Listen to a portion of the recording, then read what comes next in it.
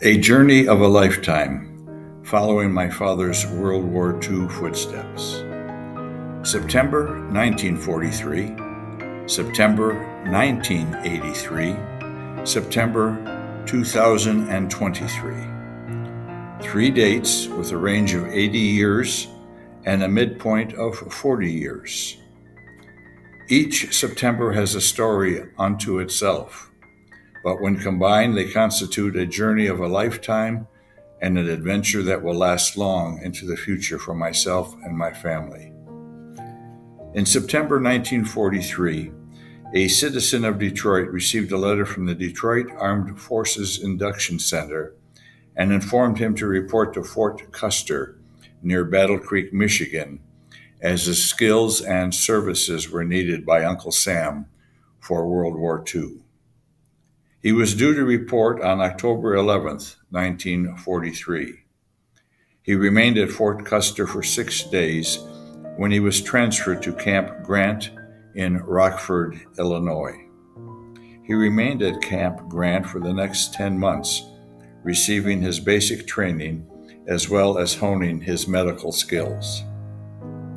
Within that 10 months at Camp Grant, he was sent to Lawson General Hospital in Atlanta, Georgia for 12 weeks, where he learned additional skills at the School for Medical Department Technicians, graduating on May 8, 1944. He returned to Camp Grant, and at the end of his stay, September 1944, he was sent to Camp Miles Standish, south of Boston, for his departure to Europe.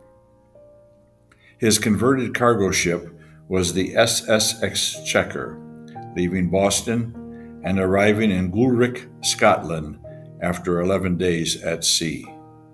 Gulrick, located on the River Clyde, is about 30 miles west of Glasgow. After disembarking, he was moved onto a train for the port city of Southampton, England. There he boarded some type of a boat, crossing the English Channel with other soldiers, where he finally reached French soil at Rouen, a port city on the Seine River, in late November 1944. From this date until mid-April 1946, he worked in dispensaries, hospitals, and at first aid stations in France, Belgium, and Germany, serving both civilians and military personnel. In his first letter to his mother, my paternal grandmother, from France, written on Saturday, December the 2nd, 1944, he states, "I have been living in a small town near camp, and we're running a first aid station. We take care of French civilians as well as American soldiers." This soldier rose to the rank of sergeant while serving in the U.S. Army before being honorably discharged on May 1st, 1946, at Camp Atterbury, located about 30 miles south of Indianapolis, Indiana.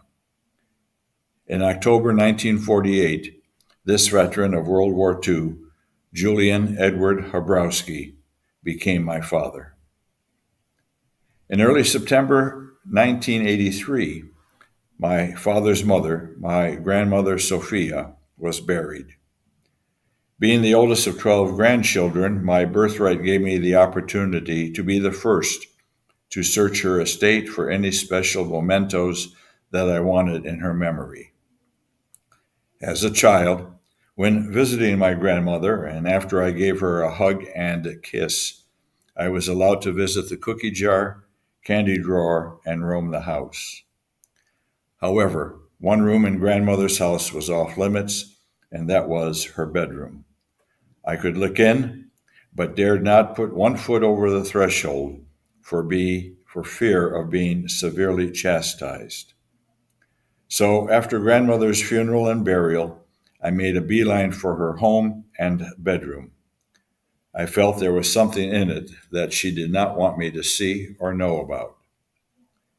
As I entered her bedroom, I turned right and upended the mattress and box spring to find nothing. A close examination of her dresser and bureau yielded a dead end. Next was her closet. The upper shelf was void of anything. Her dresses and other garments hung on hangers as I peered down at the closet floor.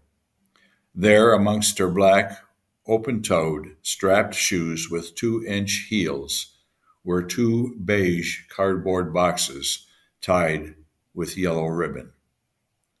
I pulled both boxes out and set them on her bed. I cut the ribbon of the larger of 2 boxes, and inside I found what I later counted was 234 pieces of correspondence my father wrote to his mother while in the Army for nearly 31 months in the USA and Europe. Letters, V-mail, postcards, postal cards, and greeting cards comprised this newly discovered treasure. In the smaller box were the letters my Uncle Victor, my dad's brother, wrote to his mother from the South Pacific, where he served in the islands known then as the New Hebrides.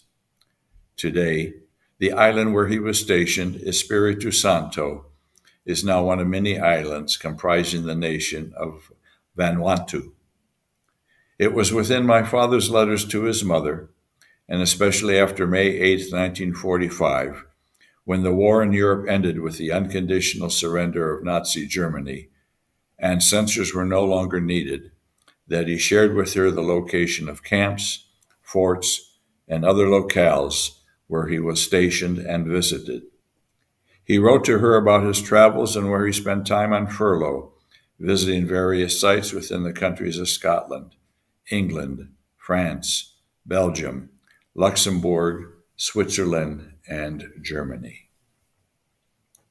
In September 2023, after nearly 1 year of ardent planning, I led a group of 6 family members to visit some of the places where our father was once stationed or visited almost 80 years earlier.